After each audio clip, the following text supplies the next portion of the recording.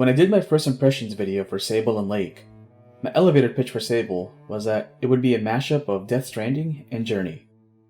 I was half comfortable with that description because I'd beaten Death Stranding, but I hadn't ever played Journey. And since Sable's release is coming up, I figured now would be the best time to fix that and rediscover a modern classic. I've tipped my hand on how I feel about walking simulators in previous videos, but I'm more than willing to try anything if a game, regardless of genre or content, brings something interesting to the table. And wow, Journey brings a lot to the table, despite its short running time. Journey is a 2012 exploration game by That Game Company. Originally, it was a PS3 exclusive, but it received a PC port in 2019. You play as a person? Let's call them the Traveler. The only goal in the game is to get to the big glowing light atop that mountain that's way back in the skybox. Don't know why we need to get there, other than to satisfy a primal urge in seeing glowing lights in the sky. To get around the desert, the Traveler can walk and mantle onto low ledges. Also, the Traveler can fly with their magical scarf, but only when it has energy. Flying consumes energy, which can be replenished if the Traveler comes into contact with swarms of flying scraps of cloth scattered about the map. You can increase the length of your scarf by finding various glowing glyphs hidden throughout the map.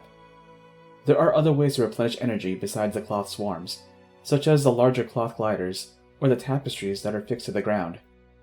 These tapestries can change how you move around in such a way as to resemble swimming, but in the air.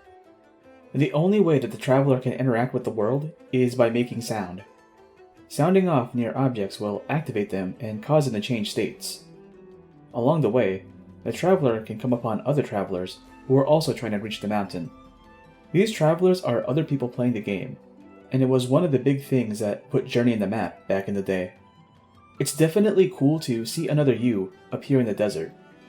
Naturally, you'll want to try to communicate with other players, just to make sure that they are in fact actual people, and you might even end up helping each other progress.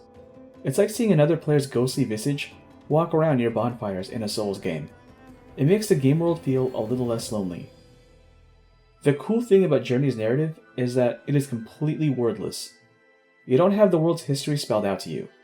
Instead, whenever you reach another checkpoint, a large white figure appears and reveals the game's cosmology in the form of stone tablets.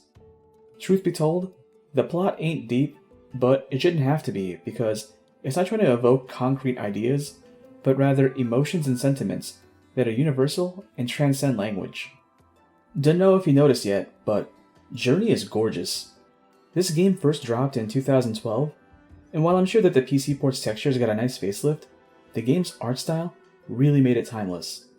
The colors, lighting, and music all work together to convey a sense of awe and discovery for most of the game, but Journey knows how and when to shift things to convey different emotions, like danger and dread, or sobering pensiveness, or extreme loneliness.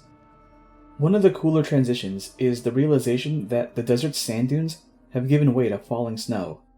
Where the desert seemed to be teeming with life, the mountain feels like a graveyard with the small black monoliths scattered about, resembling tombstones or cairns.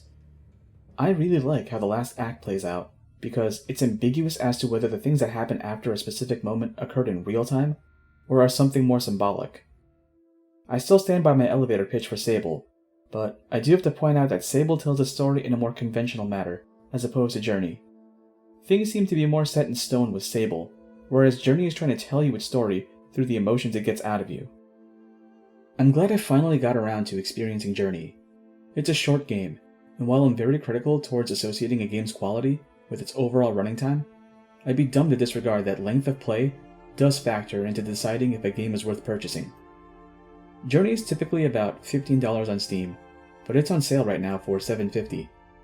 It only took me an hour and a half to go through the game, but I thought that the game did what it needed to do and didn't outstay its welcome, and I'm perfectly okay with that. If you haven't already, please play Journey.